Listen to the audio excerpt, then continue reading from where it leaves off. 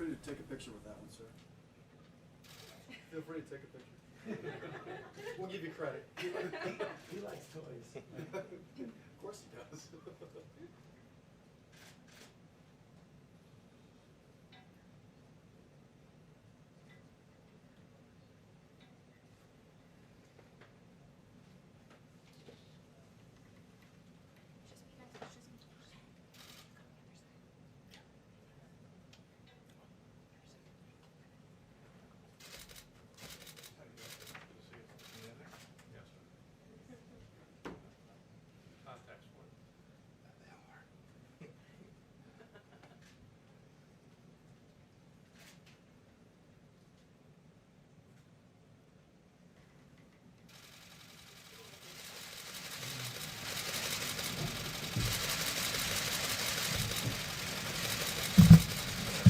Thank you very much. Thank you. Thank you. This is a holy week when religious believers across the nation will observe Passover, Good Friday, and Easter. Millions of Jewish families begin Passover at sundown tonight, a sacred, unbroken tradition that traces back to the ancient land of Egypt. And on Sunday, we celebrate our beautiful, wonderful Easter, which we all look forward to. And we're going to have many Easters together in churches in the future. We're getting closer. You see the numbers. We're getting much closer to getting our country back to the way it was. We have now an extra 2 countries that have been attacked, 184. They're being attacked as we speak. But we'll all win. At some point, we're going to all win. We're going to do it sooner than people think. Earlier today, I spoke with 10,000 of America's faith leaders to thank them for raising the spirits of our people during these very difficult days.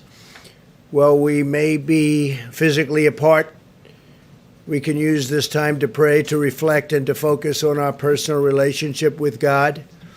I also spoke with more than 3,000 mayors, county commissioners, and state and tribal leaders to provide an update on our administration's ongoing drive to beat the virus, to crush the virus, and that's happening. It's happening, I think, if you look a little bit more quickly than people thought, maybe a lot more quickly, I hope. And it's something that all over the world we're watching, but people are watching us and seeing what we're doing, and they're very impressed. We're dealing with many countries right now, many countries, and we're giving them whatever information we're able to glean. I just spoke with the representatives of the UK, and I think that their great prime minister is doing much better today, or at least better. But certainly he's had a tough bout, and he's still going through a tough time, but he seems to be doing better. And that's good, and we send our regards to Boris and his family and his friends, all of the people that really love him. He's become a very popular, before this happened, became a very popular prime minister. He's doing an excellent job. He loves their country. He loves our country. So we appreciate everything he's done, and hopefully he's going to be okay. Speaking of great people and people that have done a fantastic job, I have Secretary of State Mike Pompeo with us, and I'd like to ask Mike to say a few words, and then I think what we'll do, in order to get him back to the State Department, we'll take some questions, and we'll then go on with the rest of what I'm going to say. Then we'll take some questions after that, and then Vice President Pence will take over. So, Mike Pompeo, please. Thank you, Mr. President. Under the President's leadership, my team and I at the State Department are doing our part to protect the American people from the virus, and importantly, to get them home.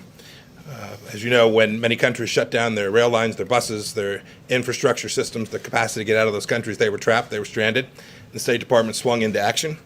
Since January 29th, we have now repatriated over 50,000 United States citizens back to their homes.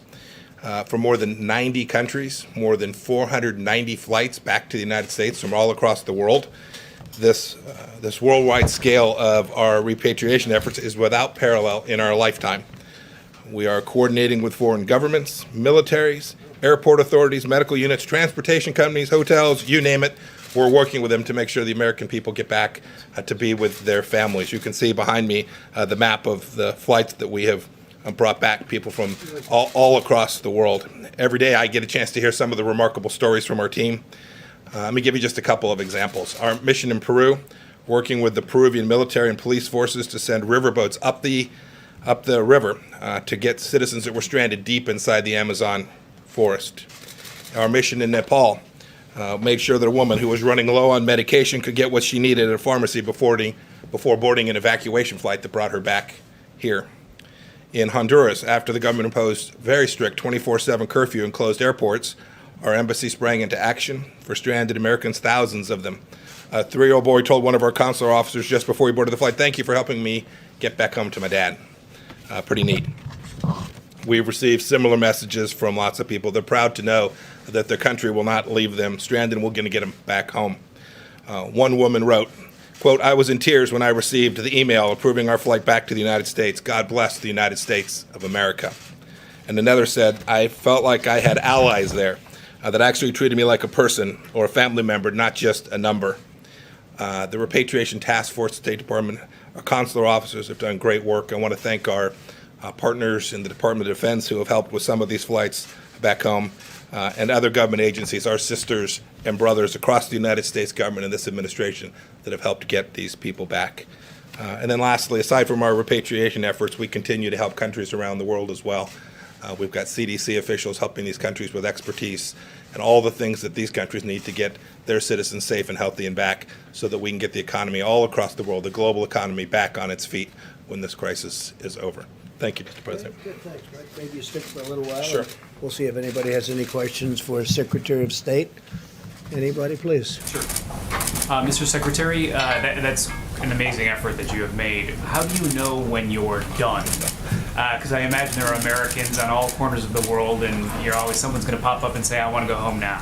It's when a great, do you give the old yeah. call that So it's over? it's a great question. We still have several thousand people that we're working. They identify themselves every day. New people find themselves in a difficult place. Look, we're going to be done when people can travel on their own again. These people traveled abroad on vacations or with their church, and we're intending to get back on their own. We hope that day comes pretty soon where they don't have to rely on the State Department to get them back home. But know this, in the meantime, we're devoting all the resources we have to get them. They're often in difficult places. They're not in the capital near the airport, or the roads are closed. And so it's not just a matter of getting a flight down there. There's a lot of work that has to be done to coordinate, to make it all happen and get those people available so they're sitting there when the flight lands, they can get on the plane, and then we can get them back home. We still have several thousand. We're working on it. We chip away at that number every day. But new citizens go to the State Department website, identify themselves, and say, "I need a little bit of help in some way," and we do our best to get that to them just as quickly as we can. You keep it up indefinitely. We're going to keep it up as long as we have resources to do it, and there is a need. Yes, sir. Mr. Secretary, how many of these staffers have tested positive for coronavirus? Have they been tested, or are they going into quarantine? And what does this do to diplomatic efforts overseas? If you're pulling 50,000 people out of national capitals, nation capitals all over the world. So the vast majority of these 50,000 weren't our officers. These were ordinary citizens who were there traveling for business or for commercial or for their trip of a lifetime. We've seen some of that in the cruise ships, but of course they're stranded all over the world. So our embassies, save for the one that is in Wuhan, which we did pull everybody out of, the rest of our facilities around the world are all open. We've had a handful of our folks now test positive. But we feel like we have a good handle on it, and we're doing everything we can to make sure that not just the State Department officials, but our Department of Defense colleagues that are working on these missions as well are doing so in a way that reduces risk to them and their well-being also. Yes, ma'am. Thank you so much. Do you feel like China withheld critical information from the United States, and will there be any consequences for that? You know, this is not the time for retribution, but it is still the time for clarity and transparency. We're still working on this problem set. There's still data that these good people need so that they can perform their analysis of how to both develop therapeutics and a vaccine and to understand where this virus is. So every country, China included, every country needs to be transparent about what's gone on in their country. They need to share that data. We share ours with the world so that the best scientists in the world can get to the right conclusions and bring this economy, this global economy, back to the place that we all want it to be as quickly as we can. Every country has that responsibility. It started in China, and so they had that special responsibility to get it right quickly and fast. Ask every country as we move forward in the days and weeks ahead, make sure we share that. Do it right, do it well. When we do, we'll get this thing back But going. early on, should they have shared their data sooner with the United States? Every country has an obligation to share that information accurately, timely, completely, transparently, and thoroughly, just as quickly as they can gather it. We'll leave for another time to evaluate how everyone did in that. Go ahead, Thank you, President Trump. And Secretary, I have a question. The World Health Organization has a fundraising drive for about $700 million for coronavirus resources. China has only donated $20 million. The United States actually has donated less. So do you feel that China should be giving more to this World Health Organization effort? And could you comment on the U.S. donation? You want to say something, Mr. Well, President? you could just say we held. At this point, we're reevaluating our funding with respect to the World Health Organization. You know, this is very consistent with what President Trump said since the beginning of his campaign. Organizations have to work. They have to deliver the outcomes for which they were intended.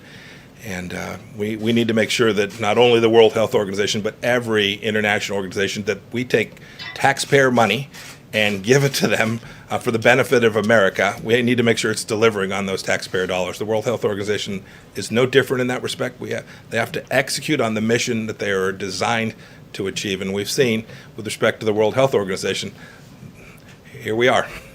It hasn't accomplished what it was intended to deliver. President and Mr. Secretary, you said a handful of staffers have tested positive. Are they going to get the hydroxychloroquine treatment? Is that going to be made available to personnel overseas? I don't know the answer to that. But know that we'll deliver the best medical care every place we can. Some of them are in difficult places where there's not a lot of medical help. We've done our best to move that medical assistance forward to them in the field. Jeff? Thank you, sir. Mr. Secretary, right here, can you give us an update on numbers you're seeing about coronavirus cases in Iran and whether or not you have any updates on the United States helping them with that? So with respect to our assistance to Iran, we've offered from the first day we knew that the virus had struck the people of Iran, we offered humanitarian assistance. I regret that they chose not to take that. I've heard people talking about sanctions. The world should know there are no sanctions that prevent humanitarian assistance, medical supplies, pharmaceuticals from going to Iran. We offered American assistance. We've tried to help other countries get assistance in there as well. We've had some ability to do that. I don't have any better data than what you've seen publicly than I could share with you with respect to the extent of the virus inside of Iran. Thank you, Mr. Secretary. Are you allowing exports of medical supplies at this time, or what's the status of that? So you've seen, we're making sure that we have what we need for the American people, whether that's gloves. I'll let the Vice President talk to numbers on that. But at this point, what we are doing in terms of assistance is providing what most of these countries need to learn how to do surveillance themselves, to learn how to conduct tests themselves, to learn the things that can reduce the peak in their countries. Those are the kind of things. And we've been doing this, you should know. The United States has been incredibly generous. We have CDC officials like no other country in the world out helping these nations build out their healthcare, global epidemic healthcare infrastructure. It's good people like that you see sitting to my right that have been working on this all their life, all around the world, putting these countries in a place where they're better prepared for a virus like this one. Have any U.S. diplomats or U.S. officials contracted the virus as they've tried to rescue U.S. citizens abroad? Not that I'm aware of. Not that I'm aware of, but there's no doubt. I remember when we sent our team to get our officials and about 800 American citizens, non-government citizens that were living in Wuhan. I remember when we sent one of our first repatriation flights in there, we were very careful. We sent trained professionals in, but they were going into a very, very difficult, very fraught place. We were blessed. They all got back with no one having contracted the virus on that trip. I'm not aware of any of our officials that have had the virus attack them while they were performing their functions, trying to get people back. And we have a number of State Department officials who have COVID-19 now and are working their way through. In fact, we've had 3 fatalities of local employees, not U.S. direct hires, but local people who were working for the State Department and embassies around the world. We've had 3 fatalities so far. So there have been some calls on the World Health Organization for a leadership change there. I was wondering what your thoughts are on that. Senator Martha McSally, for example, has called for Dr. Tedros to resign. I don't want to look. This is not the time to be doing that kind of change. There'll be a lot of time to look back and see how the World Health Organization performed. In the meantime, what our task is to preserve and protect the American taxpayers, to make sure that our resources don't go to places that aren't going to deliver on behalf of the American people in the world. And President Trump and I are determined to do that. Okay? Just a quick follow-up. Let's save it. Can we save it? Just a quick follow-up, sir, if I may, on He's a China. busy man. You said that China has a responsibility to get correct figures. How would you broadly characterize cooperation with China right now? There's lots of places we've been cooperating, right? They're providing us assistance where we need it. There are places on the ground now where we do have access to the data we need, and we're deeply appreciative of that. They've said they want to cooperate. We're completely prepared to cooperate with them. That cooperation means sharing data, being transparent, being upfront, allowing information to flow freely. That's our expectation, not just of China, though, of every country that is in this place today. We collectively have to work our way through this, and to do that, you have to have really good data. Okay? Great. Thank you, Mr. President. Thank you all. Thank you, Mr. Vice President. Appreciate it. Thanks. Okay, thank you very much. Just a few days, we've delivered nearly 11 million N95 masks to hotspots around the country, as you know, including 6.6 million to New York and New Jersey, 1.8 million to Chicago, 1.7 million to Detroit, and 837,000 to New Orleans. I spoke with the governor of Louisiana a little while ago, and they're doing really pretty well, much better than they thought. They'll be using fewer beds. As you know, we built a hospital. We're about set to complete another hospital, and there's even a possibility they won't need it. That's what we discussed. To date, we've shipped out more than 8,000 ventilators, and we have almost 10,000 sitting there ready to go should we need them, and an additional 2,200 newly manufactured ventilators come online on Monday. We're going to be sending them to various locations just in case they need them. My administration's working with Philips to double their production of ventilators by May and ultimately quadruple production by later this year, high-quality ventilators. We're eliminating bureaucratic barriers to pave the way for Philips' major investments in American manufacturing sites and sales. This will help to ensure that our country can permanently produce enough ventilators in the future that we can do them by ourselves. We're going to have a big stockpile when we're finished, and we expect to be sending quite a few to other countries to help them after we're finished. And even now, a couple of countries are really, really in dire need, and it looks like our projections were right on ventilators. And some states that were thinking they would need thousands of more than they thought are now already taken care of, which we're very happy about. In addition, beginning in May, we'll be receiving almost 300 million new face masks. We're going to have masks of about 300 million. They'll be starting to be delivered in May and during the month of June. So we're ordering a big stockpile, and we're thinking about doing an extra 200 million should we need them, or for the stockpile. So we'll be in a position to have something incredible. So that'll be a total of 500 million masks. And today, 750,000 new protective gowns landed in Dallas, Texas, as a result of a partnership led by the federal government, DuPont, and FedEx.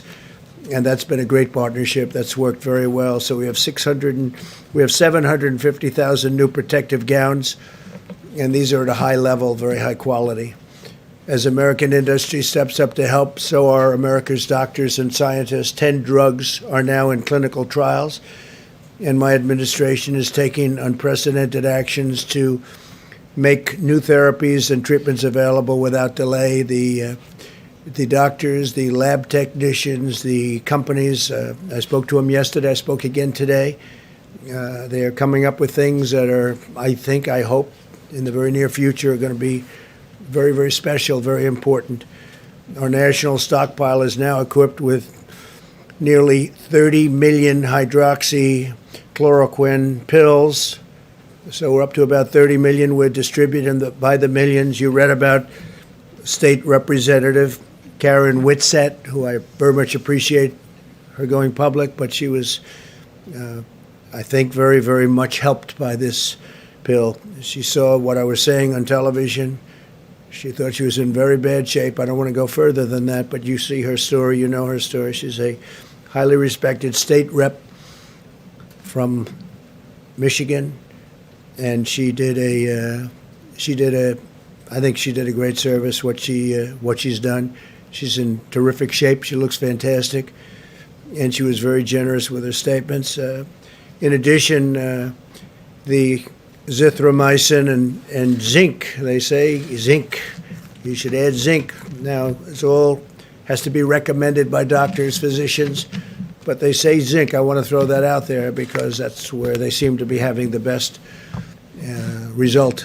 So you add the zinc and the zithromycin, and it's been, we've had a lot of good stories, and we have almost 30 million doses, so we've got a lot. I want to thank Prime Minister Modi of India for allowing us to have what we requested from before the problem arose, and he was terrific. We'll remember it.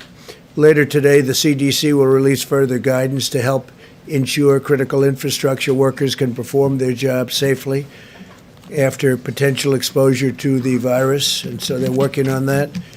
The question was asked a little while ago about the World Health Organization, and as you know, they made a statement on January 14th, I guess it was, that there was no human-to-human transmission. Well, there was. They probably made that statement in the second or third week of December in addition, but they made it very powerfully on January 14th. And they criticized me very strongly when I said that we're going to shut down flights coming in from China, and especially from certain parts of China, but from China generally. We were criticized very badly. So last year, and for many years, hundreds of millions of dollars has been paid to the World Health Organization, hundreds of millions of dollars a year. And last year was $452 million, and China paid $42 million. Before that, it was $500 million, and China paid less than $40 million. And before that, it was similar numbers in the 400s, 300s, and sometimes even in the 500s of millions of dollars. And China would do proportionally just a small fraction of that number. And I think they have to get their priorities right. And their priorities are that everybody has to be treated properly, every country. And it doesn't seem that way, does it? It doesn't seem that way. So we're going to do study, investigation, and we're going to make a determination as to what we're doing. In the meantime, we're holding back. We want to say very unfair. So the United States, $452 million compared to $42 million. That's to the World Health Organization.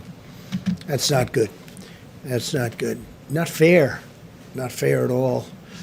And other countries, as you know, also gave very substantially less than the United States. And the World WHO, World Health, got it wrong. I mean, they got it very wrong. In many ways, they were wrong. They also minimized the threat very strongly, and not good. I want to take this opportunity to express the thanks of an extremely grateful nation to the Americans who go to work every day, especially in these critical industries in the midst of the pandemic, to care for and protect and feed American people, including medical personnel, law enforcement, first responders, food suppliers, sanitation workers. And somebody mentioned today, would you please specifically call out cashiers and clerks at grocery stores who are in danger during the pandemic, during the epidemic. They're in danger. They're really in great danger. And they've been incredible, and I want to call them out. To cashiers and clerks, We grew up with cashiers and clerks and grocery stores, and they've been great, and they've really been true American heroes. So I want to call them out because they're working hard and they're working in conditions that aren't ideal, but soon they'll be ideal again. As we mourn the terrible loss of life for this and from this grave pandemic, we're seeing signs that our aggressive strategy to slow the spread is working. The number of new cases is stabilizing. The number of beds necessary in so many locations. I was watching this morning New York. I was watching Louisiana. You see what's going on. The numbers are changing, and they're changing rapidly, and soon we'll be over that curve. We'll be over that top, and we'll be headed in the right direction. I feel strongly about that. Some terrible days ahead, but we're going to have some wonderful days ahead. And we're going to get this behind us, this terrible thing behind us. Some people will never be able to forget if they had a loved one, if they had a great friend or a friend. But we're going to get it behind us. This is a tribute to the discipline and the devotion of the American people, what we've accomplished. If every American continues to strictly adhere to social distancing guidelines, we can defeat the invisible enemy and save countless lives, so we can do it much more quickly. We're hopefully heading toward a final stretch, the light at the end of the tunnel, as I was saying. As we continue to wage all-out medical war to defeat the virus, we're also fighting an economic war to ensure we can quickly turn to full financial strength. We have to get our country back. We have to get going. Everybody wants to get going. Yesterday, I asked Congress to provide an additional $250 billion to expand the incredibly successful Paycheck Protection Program. You've seen what's gone on there. It's incredible, actually, which is allowing our small businesses to keep employees on the payroll and get ready for the opening. Like a second opening to protect millions of American jobs. I'm asking Congress to pass additional funding for this program this week as soon as possible. And I think we have pretty good understanding with the Democrats. Hopefully it's going to be bipartisan. We do not have time for the partisan games, and we don't want that, the obstruction or totally unrelated agendas. We want to do this for the small businesses and the workers. And we can do a phase 4, and a phase 4 will be later. This will be an expansion of what we've already done because it's so successful. The $350 billion will be expanded by hopefully $250. And if you look at the kind of loans, thousands, tens of thousands of loans to small businesses, it's a great thing to see. It's turned out to be more successful and more productive than anybody would have thought. But Democrats and Republicans are coming together to get that job done. That's a very important job. In recent days and days ahead, we'll restore America's health and economic might, but also dimensions of our national strength will be brought together, I think we have a chance to be stronger than ever before. We've learned a lot. And we have tremendous stimulus now, and we're going for more. Hopefully we'll be doing an infrastructure bill so we can rebuild our roads and highways and bridges and tunnels and all of the things that we should be doing for our country. We're going to rebuild our country, not other countries where they don't even appreciate it. As our citizens persevere through this present challenge, we're renewing American unity, and we're replenishing American will, and we are witnessing new American valor each and every day. We see it every day. The daring and determination of our people in this crisis reminds us that no matter how hard it gets, no matter what obstacles we must overcome, Americans will keep on fighting to victory, and we will secure the glorious future that our citizens so richly deserve, especially after going through this nightmare, this evil beast. So we're getting very close, and hopefully it's on the other side, and it will end soon, and I think it will, and I just think that the people of this country are fantastic. So we'll take a few questions, and then Vice President will take over. Please, go ahead, please. Thank you so much, Mr. President. ABC is reporting that your intelligence committee was warning about the virus as early as November and produced a detailed report about the outbreak in China. When did you first learn about the intelligence, and could you have acted on it then? Well, I learned when I learned about the gravity of it was sometime just prior to closing the country to China. And when we closed up the flights coming in from China and various other elements, and then, as you know, we closed up to Europe. So I don't know exactly, but I'd like to see the information. Yeah, please. President, a lot of Americans want to see businesses reopen, Yeah, get back so to do work. I, more than anybody. So what specifically has to happen for you to feel that it is safe to reopen the country, and what is your plan to do that? Well, I think we can say that we have to be on that downside of that slope and heading to a very strong direction that this thing is gone. Now, we could do it in phases. We can go to some areas, which you know, some areas are much less affected than others. But it would be nice to be able to open with a big bang and open up our country, or certainly most of our country, and I think we're going to do that soon. You look at what's happening. I would say we're ahead of schedule. Now, you hate to say it too loudly because all of a sudden things don't happen. But I think we will be sooner rather than later. But we'll be sitting down with the professionals. We'll be sitting down with many different people and making a determination. And those meetings will start taking place fairly soon. So you wouldn't do that until the health experts tell you it's safe to do it? Yeah, I would rely very heavily on them, yeah. Do you think, is there a system for monitoring and testing that you're looking at? Yeah, we're putting in, yeah. we're putting in very heavy testing systems. We have the best testing systems. And again, don't forget, when we look at cases, I'm looking at I'm not going to insult anybody, I'm not going to insult any country, but I'm looking at countries that are showing less cases than us. That's testing. We're testing more than anybody. And you saw exponentially more than anybody by far. And our testing's become, I think it'll end up being a big strength. In fact, the other countries that the media talked about are now calling us for what are we doing and how are we doing it so quickly and where are we getting these tests, because our tests are really good now. They've been proven to be very accurate. Yes, please. Thank you, President Trump. Two quick questions. Yeah, sure. One on infrastructure.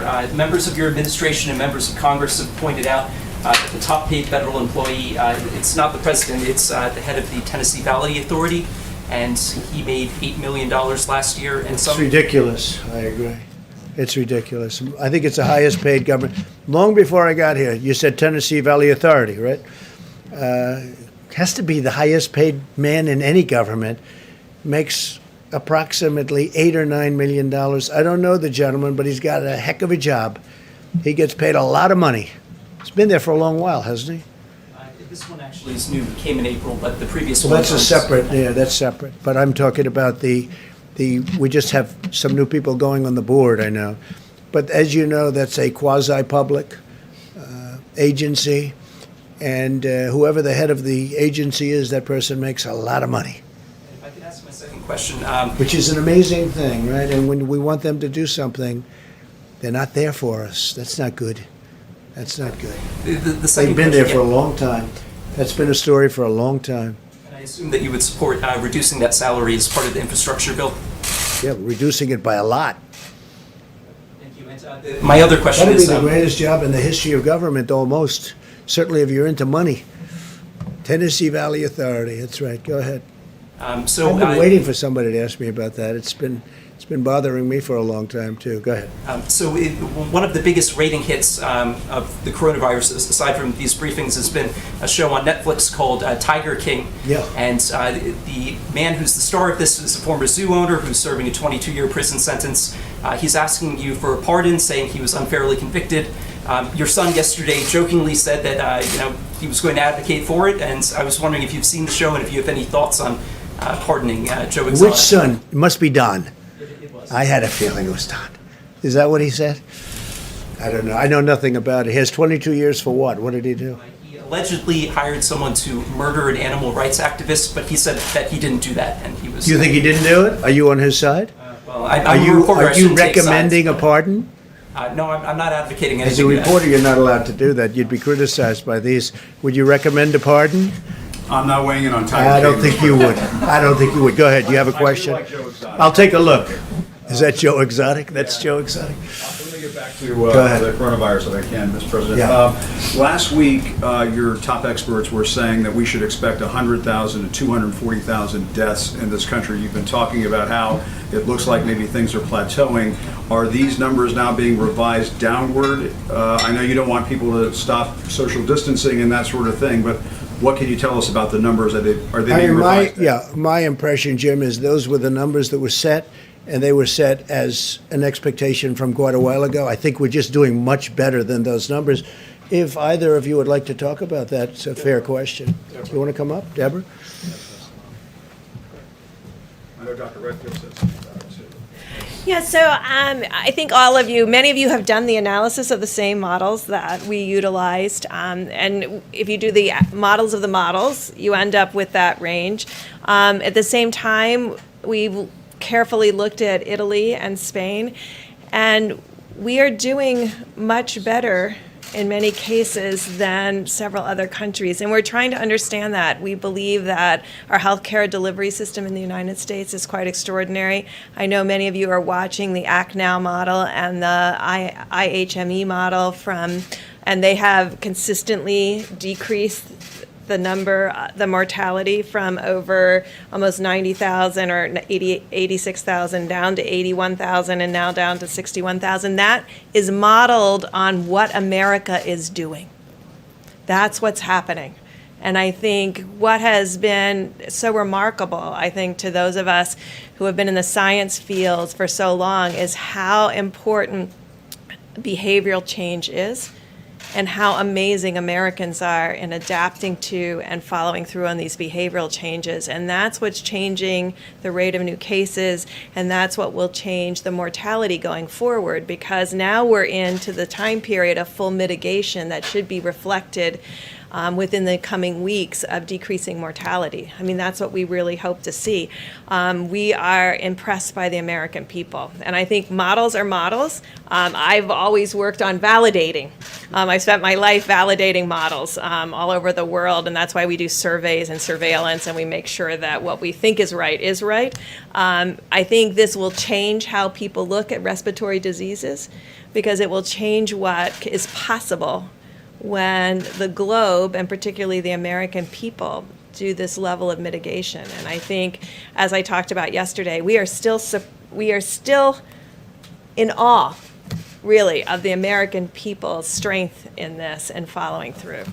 If I could just ask Mr. President. Yeah, I'm going to do that. I'm going to ask Bob to come up just for a second. Director, I think that's it. They have done, everybody has done, everybody a great job. So those were original projections, and we don't want to say anything about beating it yet, but I think we will have a very good chance to beat them very substantially. Bob, please.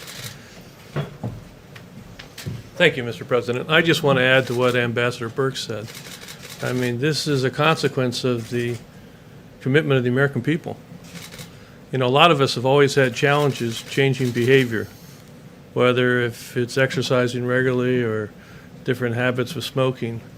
When it affects us, what's been remarkable to watch here is how the American public has changed their behavior when it protects the vulnerable. I think that's really what I'm so proud to see. Mr. President, just a follow-up on something from yesterday and a quick, just yes or no question. Yesterday you said you had not seen Peter Navarro's memo on the coronavirus back in January, February 23rd. Were you ever briefed on those memos? Did you ever discuss those memos with anybody? I don't remember that. I've now seen the memo. I saw it. Peter sends a lot of memos. I didn't see the memo. As you know, World Health was saying that was not correct because at the time they called it wrong. But I didn't see the memo, but I acted as quickly as people were shocked that I acted so quickly, and everybody thought I was wrong because I did act so quickly, as you know, with respect to closing the borders, with respect not only to China, but with Europe. I closed the borders, and I think that was very important. But no, I didn't see the memo at the time, but I have seen it since. Yeah, please. One other quick Wait a minute, question. Jim, let me do a couple of others. We'll go back. The head of the World Health Organization today warned against politicizing. I agree with that. And he said that consequence of this politicization could actually create more body bags. It's a pretty vivid image. I mean, what do you believe the consequences of the U.S. pulling out its funding of the WHO? Well, I think when you say more body bags, I think we would have done, and he would have been much better serving the people that he's supposed to serve if they gave a correct analysis. I mean, everything was, I said, China-centric. Everything was going to be fine, no human to human. keep the borders open. He wanted me to keep the borders open. I closed the borders despite him, and that was a hard decision to make at the time. We were all together. We made a decision against the World Health Organization. So when he says politicizing, he's politicizing. That shouldn't be. But look, we spend $450 billion, $452 billion, almost $500 billion last year, hundreds of billions in previous years. And they got to do better than that. They got to do better. When you talk about politics, I can't believe he's talking about politics when look at the relationship they have to China. So China spends $42 million, we spend $450 million, and everything seems to be China's way. That's not right. It's not fair to us, and honestly, it's not fair to the world. Okay, question in the back? Yeah. Thank you, Mr. President. There's breaking news today and a couple of reports from a couple different outlets that Jared Kushner's team is seeking to create a national coronavirus database, a tracking system for patients who've been diagnosed. Now, his spokesperson said that that's not true. Yeah, it's not. I have never heard about it. Doesn't sound like a bad idea, actually, but I have not heard about that. Be okay with it if it. I don't know if I'd be okay. I have to see it, but it sounds very scientific, and it sounds like it could be good based on tracking, but it also has to do with rights and lots of different constitutional questions. I have not heard that at all. Okay, so some people are concerned it would be like the post 9/11 Patriot Act, that it ultimately led to the FISA abuse. Are you concerned FISA about abuse, that? of which I was the one abused, and a couple of other people, in all fairness. No, I don't know anything about it. I haven't heard it. I mean, I'll speak to them. I don't think so. They would have told me. I would have known about it. Please. Thank you, Mr. President. The Nevada delegation is unhappy because smaller casinos and businesses that make profit from gaming in Nevada found out they're not eligible for the CARES Act PPP money. Is this, and I talked to one member who said You gaming. mean because of the number of employees? Because of the number of employees. And yet they're small businesses. And they thought gaming would not be treated any differently than any other business with this. Was this an Well, I could look at oversight? that. I could look. It's a great state, and I will take a look at that strongly. Are you talking only the smaller casinos? Yeah, I'll take a look at that. Fine. I don't mind that. Please. Yeah, we'll take a look. Yeah, we haven't heard. Nobody's told me about it, but I'll look at it. It's a great state. They do a great job, so I'm going to look at it very strongly. I understand what they mean. Please. Thank you, Mr. President. Turning to the economy, what if you urge Americans to go back to work and they don't listen to you? Would you leave that up to the governors, to businesses, to citizens to decide when it's safe to stop social distancing? Well, when you say they don't listen, I think they're going to listen. They want to go back. Everybody wants. They're going stir crazy. They've been in those houses and those apartments, and they've really been. They've done a great job. Again, when you look, the question was just asked about, about how are we doing compared to projections. Those were just original projections. The big projection being 2.2 million people would die if we did nothing. That was another decision we made. Close it up. That was a big decision that we made. Two very smart people walked into my office and they said, listen, these are your alternatives. And that was a projection of, I guess, 1.5 to 2.2 million people would die if we didn't close it up. That's a lot of people. So if we do a number that's tremendously smaller than that, now if we did close it up, the numbers got to 100 to 220 million people. So if we can stay substantially under the 100, which was the original projection, I think we all did a very good job. Even though it's a lot of people. Say it? You think we'll be on track for that by May 1st? Well, right now, we're doing well in terms of the numbers. I can't tell you in terms of the date. We don't want to go down, and then we can start going up if we're not careful. So we have to be careful. As far as distancing, social distancing, and other things, certainly for a while, at some point that's going away. We'll be able to sit next to each other and like we have all our lives. This is a very unique thing. This has not happened, anything like this of this magnitude, since 1917, 1918. The great pandemic. That was something. But people want to sit next to each other at restaurants. They want to sit next to each other like normal at a football game, baseball game, basketball game, hockey game. No, we want to go back to life. Now, the first period of time, maybe we'll go a little bit slower, and maybe we'll be talking about distancing. But at some point, we expect to be back like it was before. And hopefully, it'll never happen. Hopefully, it will. If it does happen, it's going to be in 100 years from now.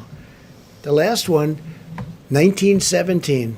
That's something. That's a long time ago. And that was a horrible thing. Jim, go ahead. Yeah, I wanted to get back to something you were saying yesterday about people going to Wisconsin and voting in the middle of this pandemic, I mean, really putting their lives on the line. And you said, well, if they do that, vote by mail, perhaps we'll have voter fraud in this country. I just wanted to ask you, voters in 5 states, Utah, Colorado, Hawaii, Washington, and Oregon, all vote by mail. Can you or the White House staff or your campaign provide any evidence to back up your claim that mail-in voting is rife with fraud, like the example you gave of people working in rooms filling out false ballots? Sure. You've been talking about voter fraud since the beginning of this administration. Very fair. And where's the evidence of it? I think there's a lot of evidence, but we'll provide you with some, okay? And there's evidence that's being compiled, just like it's being compiled in the state of California, where they settled with Judicial Watch, saying that 1 million people should not have been voting. And you saw that? Did you, wait, excuse me. Well, I'm just telling you. I'm telling you, in California, in the great state of California, they settled, and we could have gone a lot further. Judicial Watch settled where they agreed that 1 million people should not have voted, where they were 115 years old and lots of things, and people were voting in their place.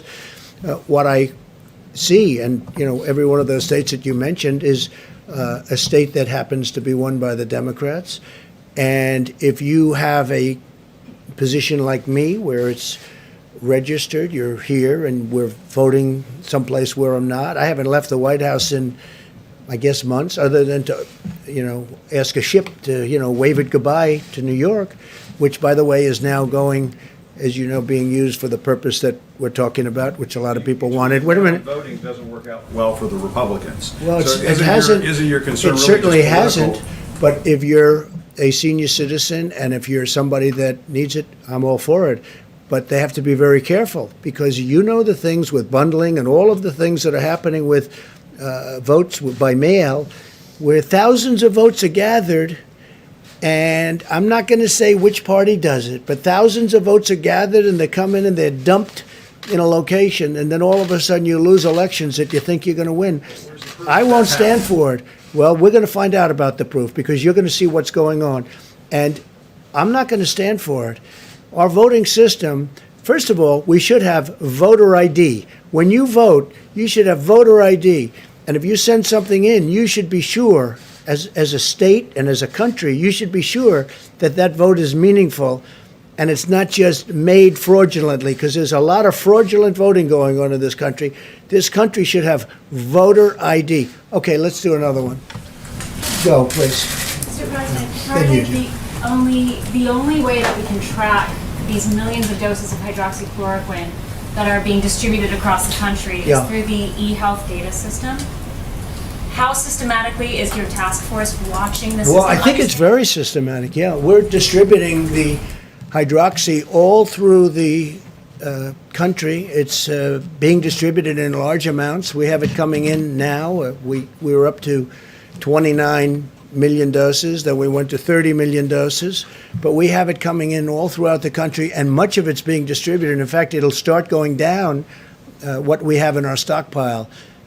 And again, it's had, I hope it works. Again, I'm not a doctor, as you possibly have found out. I'm not a doctor, but I'm a person with common sense. And we've had some very good results over the course, including a woman who just reported it 2 days ago. Yes. Through the eHealth data system, are they? I think no. We're looking to provide it in many different ways. In many ways, in certain instances, we've been asked. In the case of Michigan, we've been asked who the governor of Michigan would like to. I think she's become a big fan of it as a medication, as something that's going to help with this horrible virus. And we're delivering it to the governments of various states when they ask. So certain states are asking, certain governments are asking, and we're delivering it directly to the government. Yeah, please, go ahead. Thank you very much, Mr. President. We know many people around the world are paying close attention to this press conference. So on behalf of Good. Where are you from? Media, Where are you from? I'm from Taiwan. Good. Yes. On behalf of Foreign Media Group, I'd like to ask you 2 questions. First question is that the French President Macron called Iranian President Rouhani and say that Europe has started to ship the medical goods to Iran. Will you consider Medical goods? Yes. That doesn't bother me. Yeah. So will you If think? they're sending medical goods to Iran, it doesn't bother me. No. Okay. Okay? Yeah. So the other question is that the world also paying attention to the U.S. election. So we are also we know that Bernie Sanders has dropped out today. I did see that today. Yeah. Well, he didn't really drop out. He didn't really. What about his delegates? I mean, he said he's going to keep his delegates, and which is sort of interesting. He's going to keep his delegates, and he'd like to get more. Now, is he dropping out or not? That's not dropping out. When you keep your delegates, and then you want more delegates before you get to the convention, it's a weird deal going on there. I don't know what's happening. And I don't know why President Obama hasn't supported Joe Biden a long time ago. There's something he feels is wrong. Why isn't he'll come out? I'm sure he's got to come out at some point, because he certainly doesn't want to see me for 4 more years. We're not. We think a little bit differently. You know what? I'll tell you. It does amaze me that President Obama hasn't supported Sleepy Joe. It just hasn't happened. When's it going to happen? When is it going to happen? Why isn't it? He knows something that you don't know. That I think I know, but you don't know. So it'll be interesting. But with Bernie, I saw his standard fare today. I watched. And I hope that a lot of Bernie Sanders people, just like they did last time, we got a tremendous percentage of Bernie people. And I think they voted for me largely because of trade, because Bernie and I agree on trade. We agree that the United States has been ripped off by virtually every country they do business with. The difference is I've done a lot about it, and I'm doing more about it. And we've made incredible trade deals, including USMCA, the deal with China, and then all of a sudden that gets disturbed by this virus situation. But China has to spend almost $250 billion on purchasing our products, $40 to $50 billion with our farmers.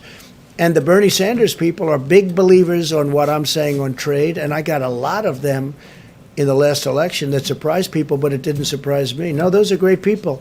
They're great people. But I just, look, I'm looking at Bernie Sanders. I watched this morning, and I said, what is that all about? Mike, you saw that, the delegates.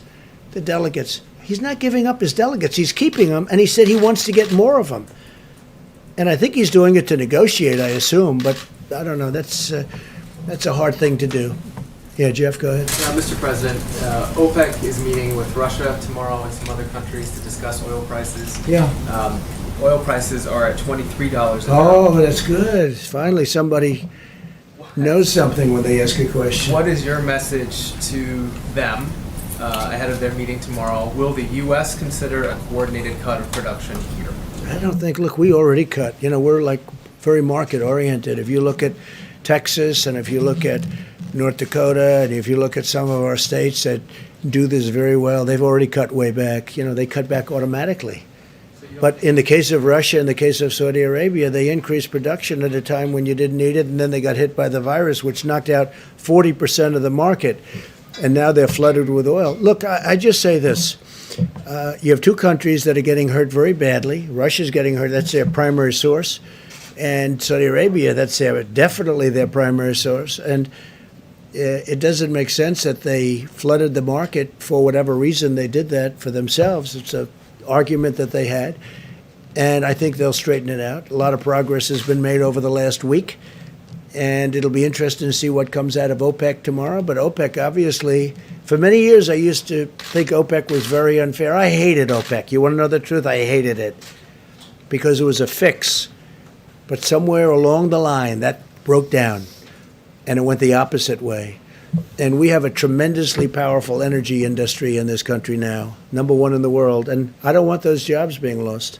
Okay? What will you do, just one follow-up to that, sir, what will you do if they don't end up cutting We'll tomorrow? see. I mean, I have a lot of options. Please. Got a lot of good options, Jeff. Beauties. I might like it even more. Now you'll watch. Let's see what happens. Hopefully they can make a deal. Let's go. Thank you, Mr. President. Clearly, Americans are getting very anxious to go back to work. I There's agree. something optimistic. Including me. Still very vague. Now that the IMHE model specifically has been adjusted down to 61,000, when are we going to open back up? Can you give us a better date? Is it going to be April 30th, May 1st? You said adjusted back down, 61,000, what was adjusted back down? The IMHE model, the one that originally predicted like between 100 and 200,000. Well, it's still a big number, right? 61, right? That's a big number. Go ahead. But can you give us a more specific date? Will it be Well, I don't April wanna do that. 30th, Look, May 1st? I had a date, and I thought it was a very aspirational date. It's turning out to be very interesting because a lot of good things are happening by Easter. But I had a very aspirational date. I didn't think you could make it. I didn't say we would do it by Easter, but I said, boy, wouldn't that be great to shoot for Easter? That would be a great day, beautiful day, very important day to a lot of people like me and like some of you in the room, maybe all of you in the room, frankly. But Easter is a very important day. So I had, aspirationally, I said, let's see if we can do it at Easter, but I said it would be very tough. And I was criticized for that. So I don't like giving dates. And that wasn't a date. That was just an aspiration. That would have been incredible. But I don't think we're going to be very far behind. And some of these models are looking like Easter is going to be a very important date anyway because of the curve. I mean, it's hitting the top and it's starting to come down. And one person said Easter is looking like a good time. So a good time for that, for heading down.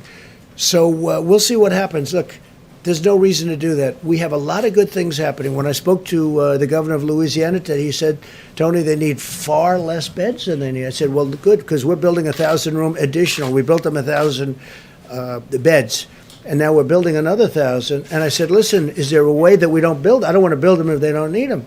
In New York, the Javits isn't too heavily used. It's ready to go. 2,900 beds. Plus, we now have the ship set for COVID if they want to use it, and we're using it for Governor Murphy in New Jersey. So we'll see what happens. But, the numbers are coming way down. The ventilators, we're all set. We have a lot to go if we want, but I'm not getting calls where they need ventilators anymore. So we were right on those ventilators.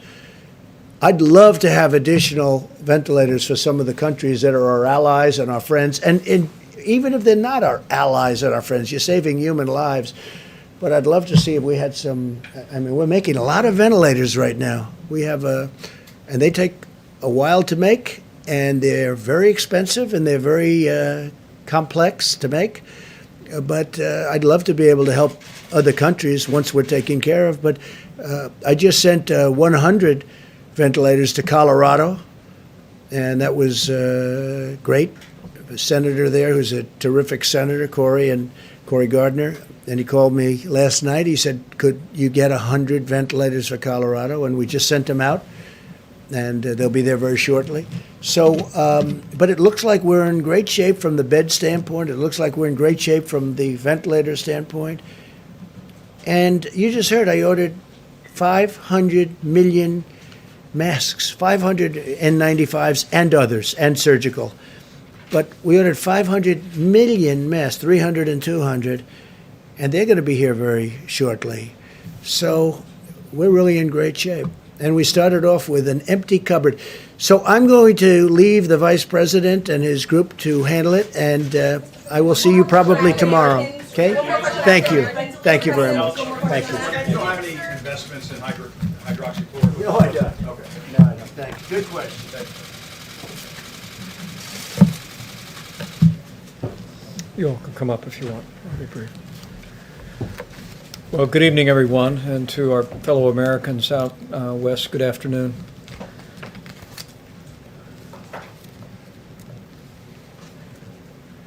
We find ourselves in the midst of a very tough week for Americans in areas most impacted by the coronavirus, the New York City area, New Jersey, Louisiana.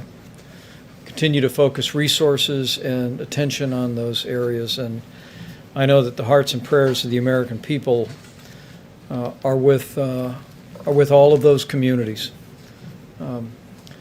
But in the wake of more than 1.9 million tests, we see more than 400,000 Americans have tested positive for the coronavirus, and sadly, we've lost more than 14,000. We grieve But as the good book says, we do not grieve like those who have no hope. In this very special week, I know that the faith of millions of Americans is a comfort to them. The President and I spoke to more than 10,000 faith leaders, and we were able to express to them our gratitude for the way that they're strengthening the communities that they serve. But we also find hope in the numbers that Dr. Birx will continue to reflect on today. For as Dr. Fauci explained yesterday and in the days before, the losses, as grievous as they are, that we are seeing today are a reflection of people that contracted the coronavirus in many cases before strong mitigation steps were taken, before the guidelines for America fully took hold. The cases, however, and the new cases and the hospitalizations are in fact a reflection of the results of what the American people are doing. And I want to echo the President's and Dr. Birx's statements today about the extraordinary work the American people are doing, because we continue to see a great progress, low and steady numbers in the states of California and Washington. And in the New York metropolitan area, New Jersey, New Orleans metro area, Detroit, Chicago, and Boston, we continue to see evidence of stabilization that should be an encouragement to every American. An encouragement that we may be reaching the point where the impact of the coronavirus is beginning to level off. But it also should be an encouragement to every American to keep doing what we are all doing. Heed the guidance of your state and local authorities, and for every American, continue to put the White House coronavirus guidelines for America into effect. An area of particular concern we were briefed on this morning is the city of Philadelphia. I spoke today to Governor Tom Wolf, and as we begin to see early trend lines in Philadelphia, I assured him that we were going to continue to flow resources and support to that community, but our message to the people of the Philadelphia area is now more than ever.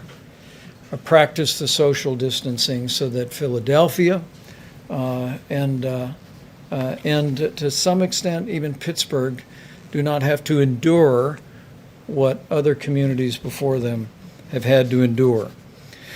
Also today, at the President's direction, we hosted a conference call with every Republican member of the House of Representatives and every Democrat member of the House of Representatives. And we express our appreciation to Speaker Nancy Pelosi and Leader Kevin McCarthy for convening these forums. We brought together key members of our task force team. The Secretary of the Treasury discussed the progress that we've made on paycheck protection. He reported to members of Congress that so far we're working with more than 3,600 lenders across the country, and we've dispersed more than $98 billion in forgivable loans. Now, these are loans that if small businesses accept this money and use it to keep people on their payroll over the next 2 months, they'll be completely forgiven. Treasury tonight will be issuing a new FAQ, Frequently Asked Questions document, that will also make it clear that lenders may use their own closing documents for completing loan applications. And that information is available at treasury.gov and sba.gov as well. Dr. Birx, Dr. Fauci briefed the members of Congress today on the latest data. They'll both reflect on that in a moment. We also had Admiral John Polovchik talk about our control tower system and the extraordinary flow of supplies to critical areas across the country. We also briefed on the disbursement of resources to local hospitals with SEMA Verma and gave them an update on what the Secretary of State spoke about today. It's remarkable to think more than 50,000 Americans brought back home through nearly 500 flights. And we thank the members of Congress who have worked with the State Department to identify family members and groups that found themselves stranded overseas, and we were grateful for that. In addition to our interaction with members of Congress today, we spoke with the president of the Henry Ford Hospital, Bob Riney. It is the Henry Ford Hospital that is conducting a clinical trial for hydrochloroquine. He expressed great enthusiasm for the work that they had done. They had a rather overwhelming response to the initial trial, which is beginning this week with 3,000 people taking the hydrochloroquine or a placebo so they can match it. But what the president of the Henry Ford Hospital told me is they'd like to expand the test. I put him in touch with Steve Hahn and the FDA, and we'll be adding several more clinical trial paths to look at impacts on particular demographic groups, including seniors and minority populations, and more on that in just a moment. In the category of supplies and support, the President, as of today, has signed 52 major disaster declarations. Vermont was the latest approved, and states have stood up some 27,000 National Guard that are aiding in coronavirus response. On the critical subject of ventilators, we do have currently more than 8,000 ventilators in our strategic national stockpile, and distributed more to the Navajo Nation and to Colorado today. But also today we received the good news that the first delivery of newly manufactured ventilators from General Electric and Hamilton arrived at the strategic national stockpile, and as the President said, we'll be adding newly manufactured ventilators to our resources to be available as the coronavirus epidemic reaches critical communities around the country. On the subject of the air bridge, 4 flights scheduled to arrive today, primarily focused on gloves for our incredible healthcare workers. One flight alone had nearly 19 million gloves, another 8 million, another 15 million, and the like. And the American people, I think, would be very proud to see this vast array of now well more than 50 flights that are bringing in supplies from all over the world. And again, working through FEMA, we're directing those resources with the guidance of our scientific experts to the communities most in need. As we announced yesterday, the White House Coronavirus Task Force has requested that CDC and our team assemble data on the unique impact that we're seeing reported on African Americans from the coronavirus. Dr. Fauci spoke about it yesterday, and will reflect on his perspective on that as well. Tomorrow, with the Surgeon General and others on the White House team, we'll be speaking with leaders in the African American community, and as Dr. Fauci will reflect, there have been historic challenges in the health care of the African American communities, particularly in our inner cities. And now more than ever, I'll just say from my heart to all of our African American family members, now more than ever, practice the guidelines. Look after those most vulnerable, people that have underlying serious health conditions. It's more important than ever that we all put those principles into practice.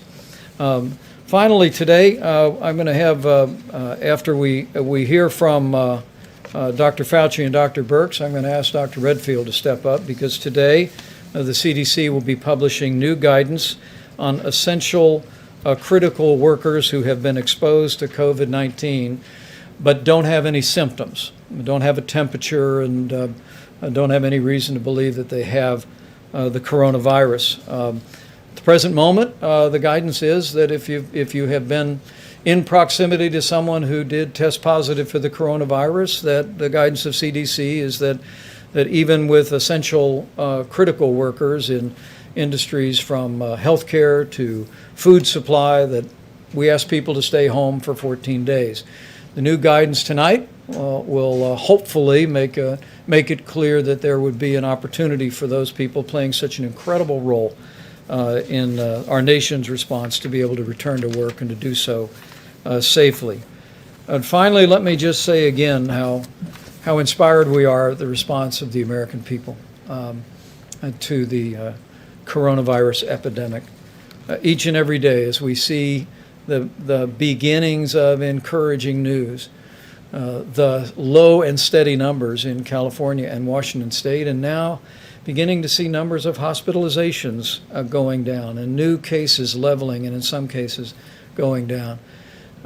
We all hope it is the beginning of a trend, but we also hope it's an encouragement to every American to keep doing what you're doing, not just for your own health, for the health of your loved ones, but because we want to make sure that all of us are doing our part to make sure that the fewest number of Americans possible are exposed to the coronavirus. And given the fact that this, I remind you, is 3 times more contagious than the flu, each of us has a role to play in slowing the spread. That's what the 30 days to slow the spread is all about.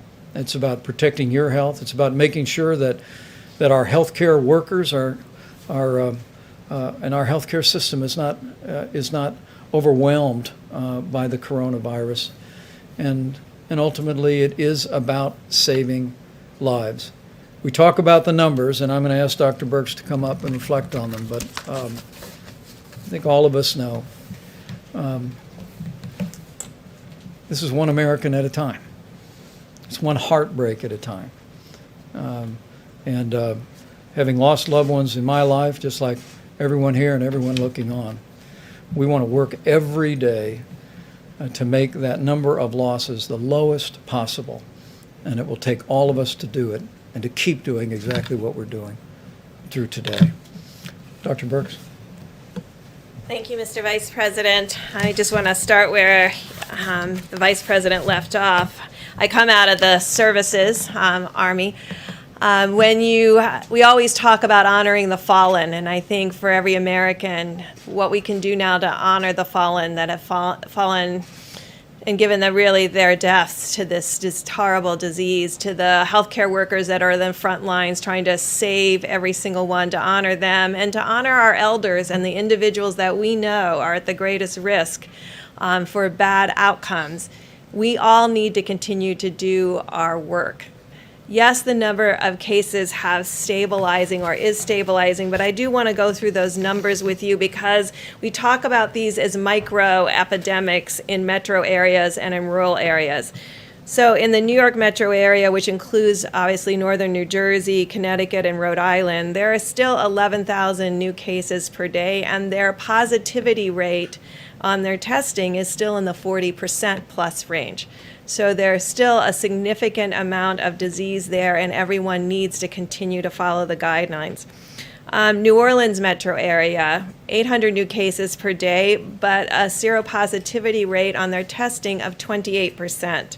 Detroit metro area, 1,400 cases per day, 26% positivity. Chicago, 1,200 cases per day, and 18%. Boston, 18% positivity, 1,100 cases per day. Denver has fallen to 180 cases per day, but still has 15% seropositivity in their testing. California and Washington have stayed stable at about Seattle, 350 cases per day. The LA metro area, 800 cases per day, but their test positive rates are remaining in the 9% range.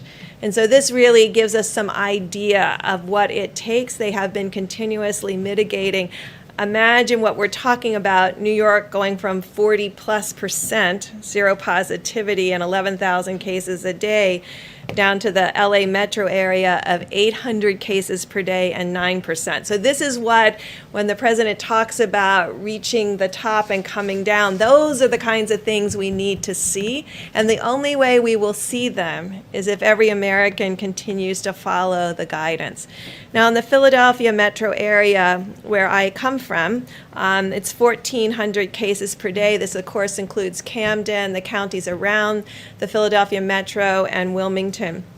And in the Baltimore and the Washington, D.C. area, 15% seropositivity and 500 cases per day and 200 cases per day in Baltimore.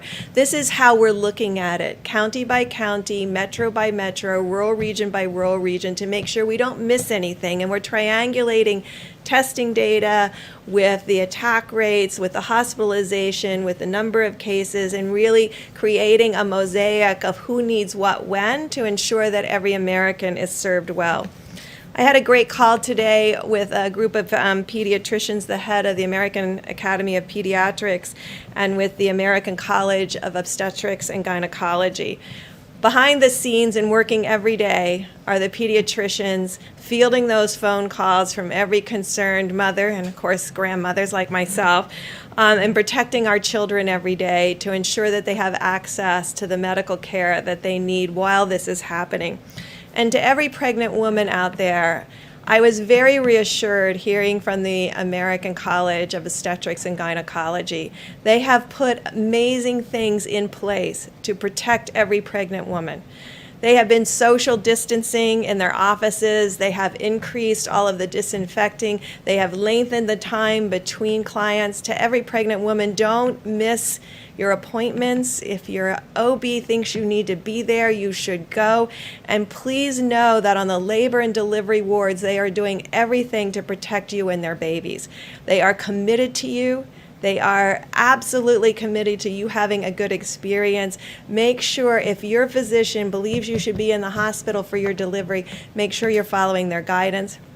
We don't want any pregnant women to suffer a bad outcome during this time. So again, I just want to conclude by thanking the American people and recognizing the number of people we're losing per day is serious to all of us, and it could be so much worse. But our frontline healthcare providers and the way they're talking to each other about how to improve care for every individual that they serve, you see them on the TV, you see them in the emergency room, you see what they're up against. This is how we can honor them, is to make sure we continue to put, as Dr. Fauci always says, put your foot on the gas and make sure that we continue to strongly mitigate and really protect those with pre-existing conditions. And finally, those pre-existing conditions we know now include asthma. So asthma, hypertension, cardiovascular disease, diabetes, any of these conditions, renal disease, no matter what age, please make sure you're following the guidelines to protect those individuals in your household. We know they're more susceptible to a worse outcome. We don't think that anyone's more susceptible to getting infected. I want to make sure that everyone understands everybody is susceptible to getting infected. This virus is very transmittable, as we well know, but we need to protect those that need our protection the most. So thank you all for what you're doing to get the message out to ensure that we continue to protect each other in this very difficult time. Great. Dr. Fauci, please. Thank you, Mr. Vice President. Just to follow up and underscore what Dr. Birx has said, as I've said many times from this podium, the spectrum of going from infection to getting ill to requiring hospitalization to intensive care to death. And what is the most striking thing that obviously is so sobering to us is when we see the number of deaths. We know now for sure that the mitigation that we have been doing is having a positive effect, but you don't see it until weeks later. Remember this past weekend when all of us got up in front of this podium and mentioned that this was going to be a really bad week.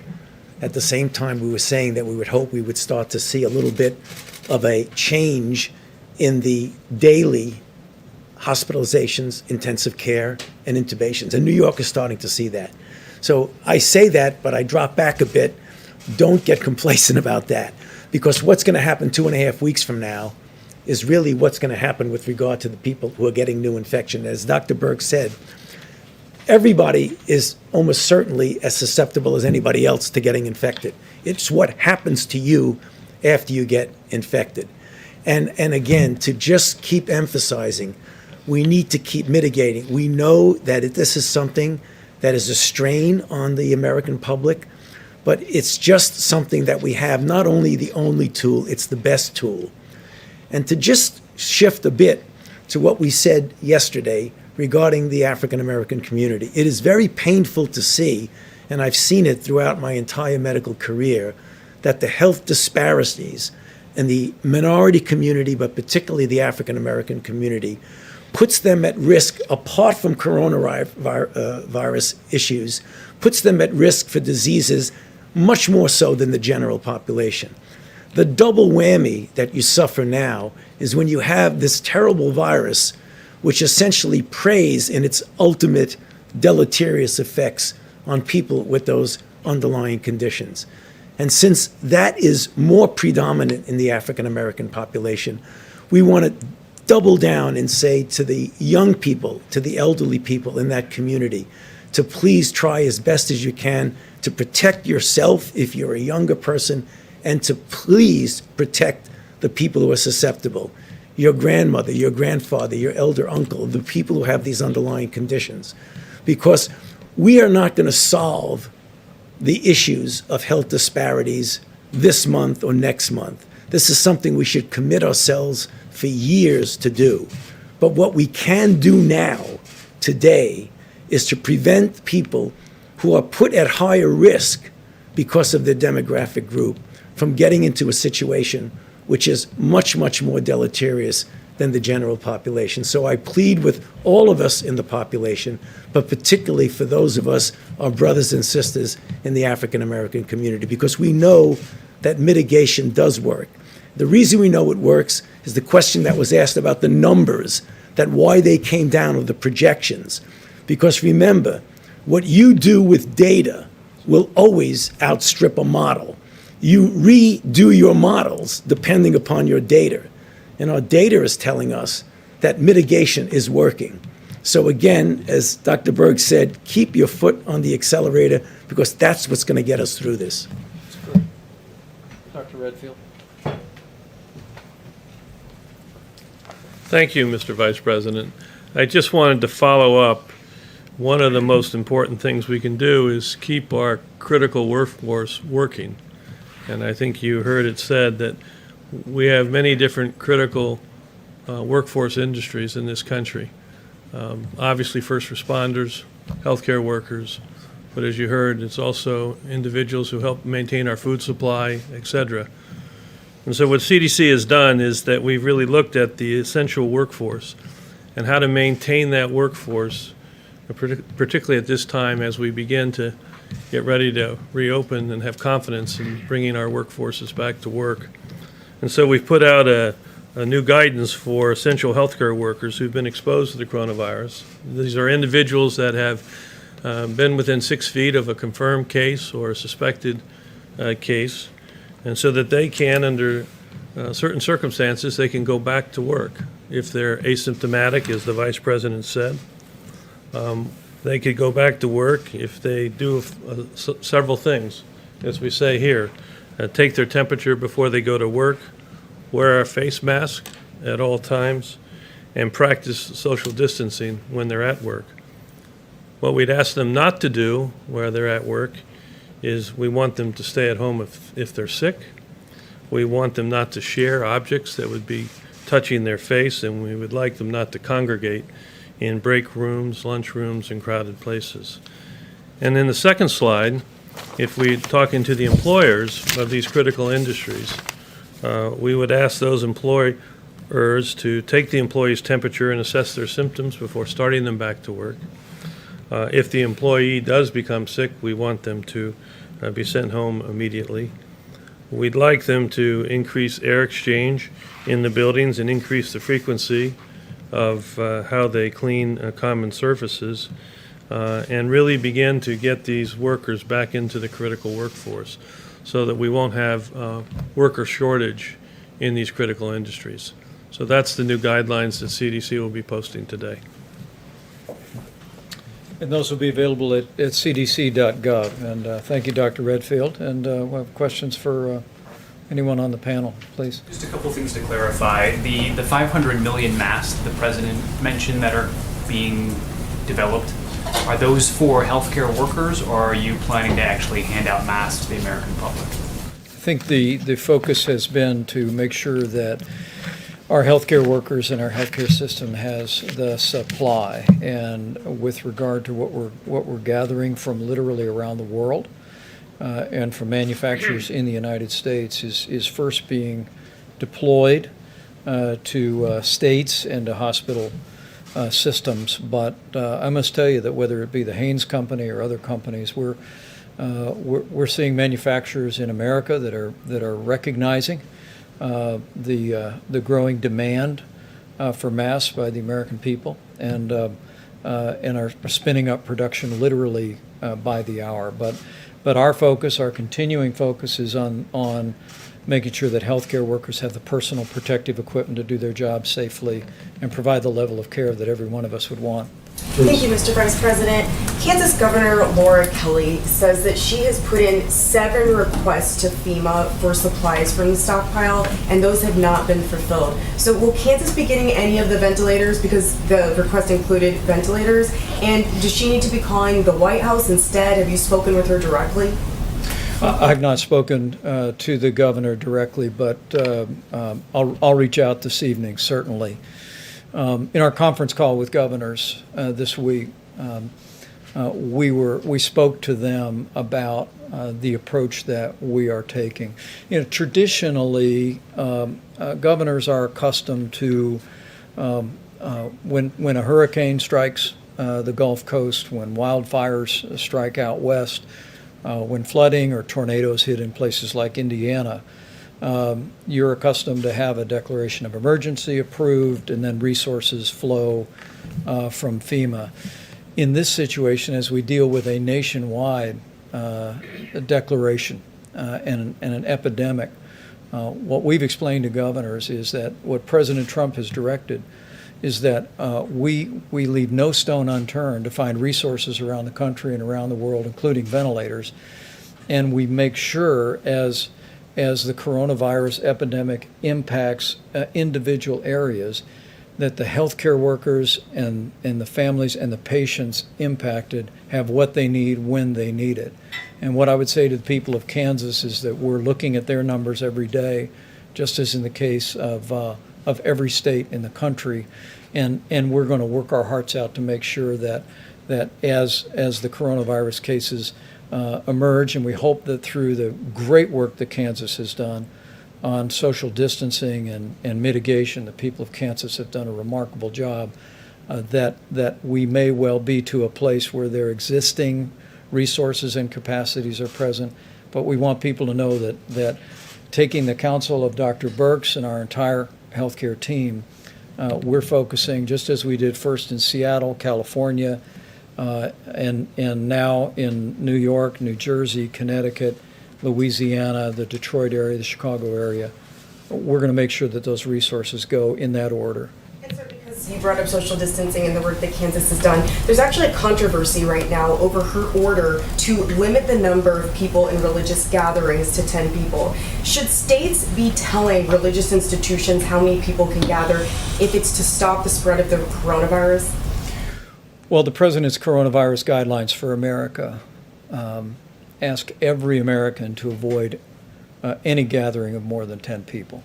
And that's on the advice of all of our best scientific experts as a way that we can slow the spread. But as we've made clear to every governor, we defer to our governors and what they believe is the best and appropriate practice in their states, and we'll support those local decisions.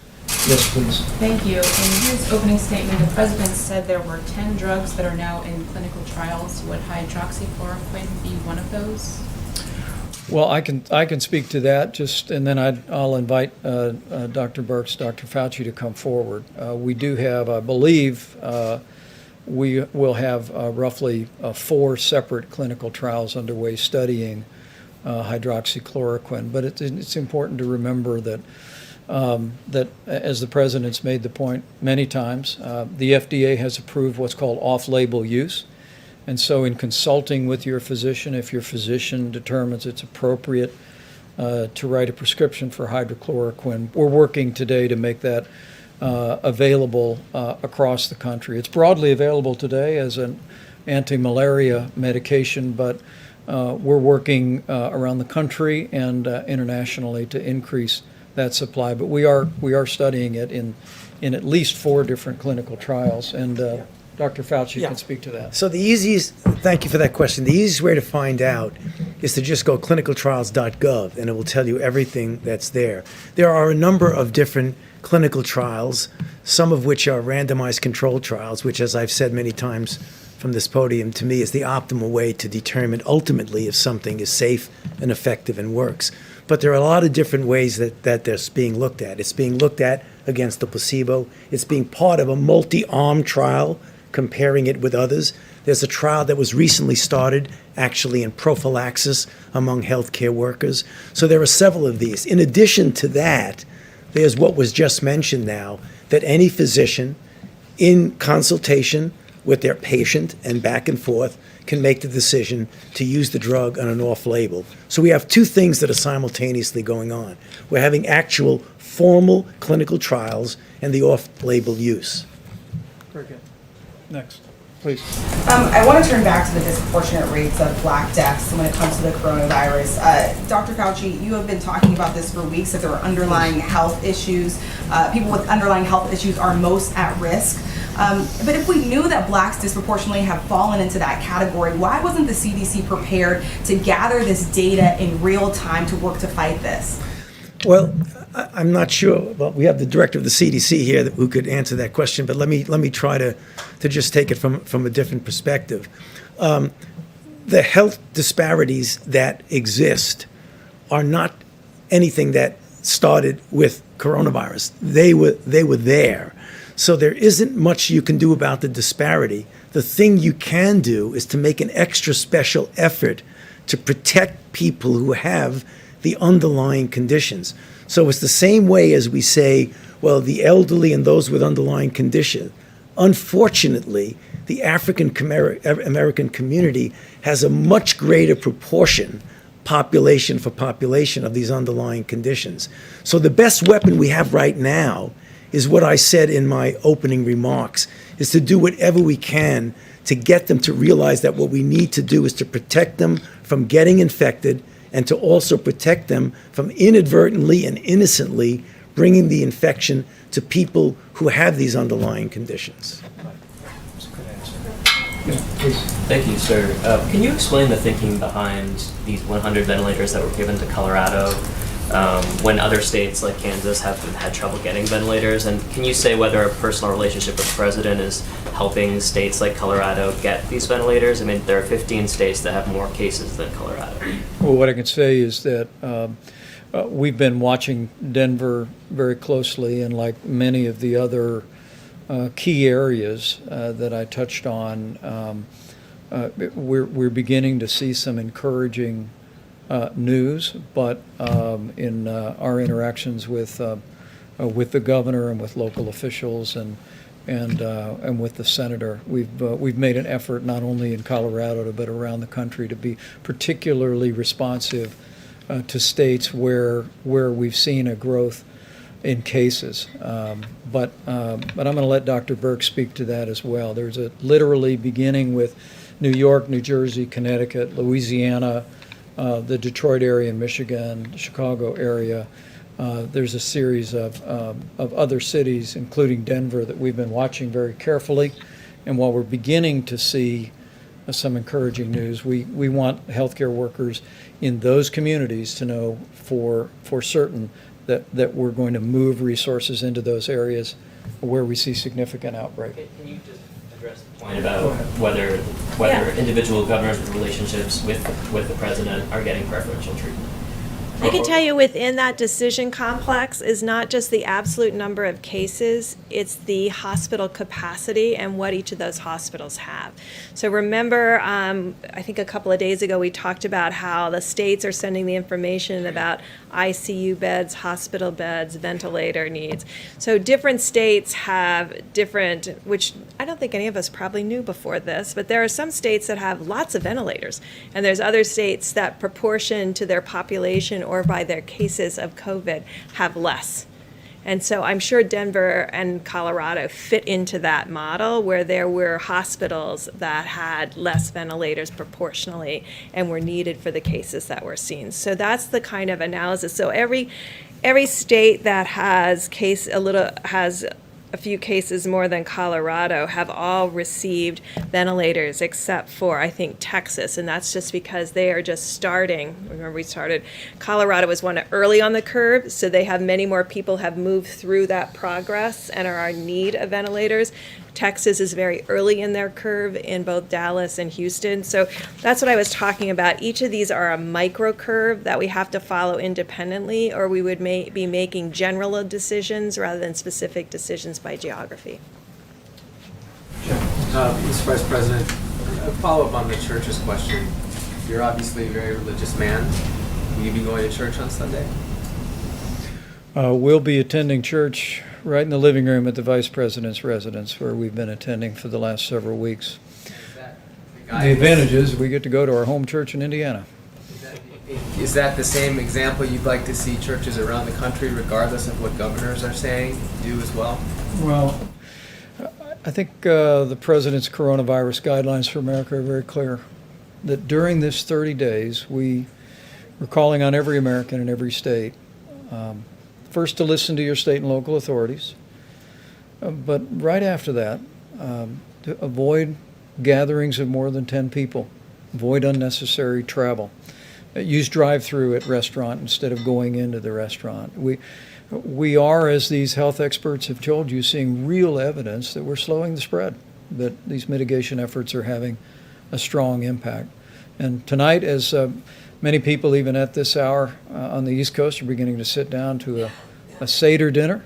It's the beginning of Passover, and with Easter celebrations this Sunday. We just want to encourage every American to heed the counsel of the guidelines, put those into effect, and know that in so doing, we'll hasten the day. We'll hasten the day that we put the coronavirus in the past and we reopen our country. Mr. Vice President, can I ask a question of Dr. Birx or Dr. Fauci? Of course. As you are both probably aware, there's a lot of misinformation, conspiracy theories out there about the coronavirus.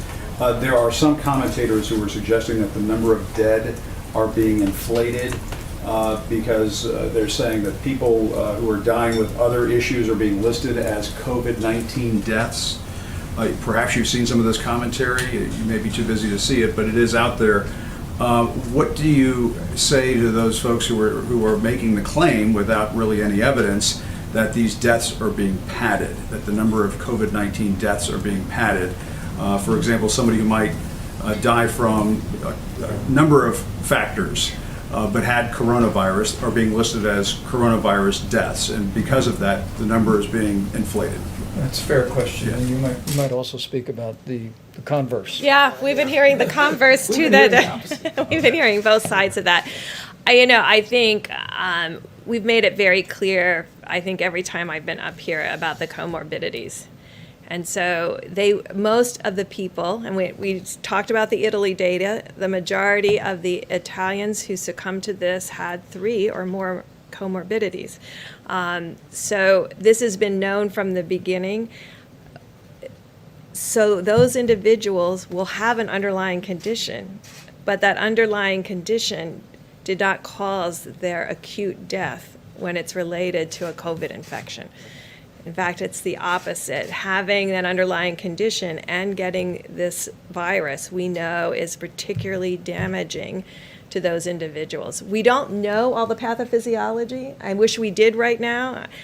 We see a lot of vasculitis where Tony and I came from. Tony Dr. Fauci started in the vasculitides and Wegener's. So, these are things we have studied for a long time. We are trying to understand the pathophysiology, but what we can tell you at this moment, if you have asthma, if you have renal disease, if you have diabetes, if you have hypertension, these are pre-existing conditions that put you at a greater risk to having a worse outcome. So, Jim, just to add a comment to that, because, having been through other serious issues, particularly the very painful early years of HIV, AIDS, when people talk about conspiracy theories, you will always have conspiracy theories when you have very challenging public health crises. They are nothing but distractions. I can assure you, we have so much to do to protect the health and the welfare of the American people that I would just hope we just put those conspiracy stuff and let somebody write a book about it later on, but not now. Dr. Brooks, you said something about not enough tests being performed because some of the labs, the machines aren't running. Did you want to clarify that? What did you mean by 80% weren't running? And So I have a call with them at 8 p.m. tonight. Every single one of those 120 laboratories, I think 87 of the laboratory directors have confirmed that call. It has to do with a machine called an Abbott M2000. It's a very high throughput machine. We have 1 million tests out there. I made a big push, and Abbott was extraordinary about getting those out to the labs. I mean, this is not sitting in a warehouse. These are physically in these laboratories, sitting there right now. the machines aren't running? They're not running. So we've only run 88,000 tests in 3 weeks off of those machines with 1 million test kits. So as someone who has worked in a lot of laboratories, to have a machine that is needed, because we could have screened every healthcare worker. These machines are every place in the country. So they could have screened in these last 3 weeks 100% of the healthcare workers across the country that needed these tests to be done, and they're high throughput. So I have a call with them at 8 o'clock to really talk about. All that to happen? Can an order be given? Well, I asked the vice president to give me a chance to talk to my colleagues first, but we have a call with the CEOs of those hospitals tomorrow. Thank you. That's a really important question, and it underscores the fact that Dr. Birx pointed out that with this new test, Abbott Laboratories, FEMA's been busy distributing to states around the country. We purchased 1,200 of these machines to be able to do these tests, but there's 18,000 all across America. And so let me just renew our call to all the hospital administrators and lab operators around America to go and identify those Abbott Laboratories machines and know that that's, while we've already tested more than 1.9 million Americans, our short-term objective is to test as many Americans as possible as we see the coronavirus epidemic emerge in areas around the country. We want to surge those resources. We want states that haven't seen a significant outbreak to have access to that 15-minute test. And ultimately, as we go forward, I think President Trump said today, nobody wants to open the country up more than him. And I can attest to that. But we're going to open it up when we can do so responsibly, putting the health of America first, and to reopen America and to stay open America. We're working around the clock to continually expand the kind of testing that will allow us to do what these experts call surveillance, so that in every state in the country, once we put this chapter of coronavirus behind us, we hope and trust sooner rather than later that when next fall comes, that we will have a vast array so that CDC can do what it does so well. And that is when a particular disease emerges, CDC surges personnel, does contact tracing, isolates that individual. So we're just really calling on all of our partners in the laboratories and in hospitals around the country to identify those Abbott Laboratory machines and help us continue to scale up and expand testing. But to every American, let me again just say thank you. Thank you for what you're doing. We are in the midst of a week of heartache, and I want to assure every American who has suffered loss that we're with you. We're praying for you and your families, and we'll continue to work our hearts out to make sure these incredible healthcare workers who are inspiring every single one of us all across the country every day have the resources and the support and the equipment to do their job safely, to provide the level of care that any American family would want for their loved one, and to be able to go home safely to their families. And the key to all of that, the key for the next 22 days is 30 days to slow the spread. And I just encourage every American, if you haven't done so recently, go to coronavirus.gov, Print off your own copy. Pick up the phone and call a friend and just tell them that you heard from the experts, you heard from the president and our team that we're beginning to see glimmers of hope. Extraordinary progress in California and Washington is a tribute to the people of those states and the leadership of those states. But the beginning of stabilization and perhaps even leveling in New York and New Jersey, Louisiana, and Detroit is a testament to the people of those communities, to the leadership of those states. But understand that every one of us has a role to play to protect the most vulnerable among us and to save lives by putting the guidelines into practice, just like you've been doing every day since they were first announced. So thank you all, and we'll see you tomorrow.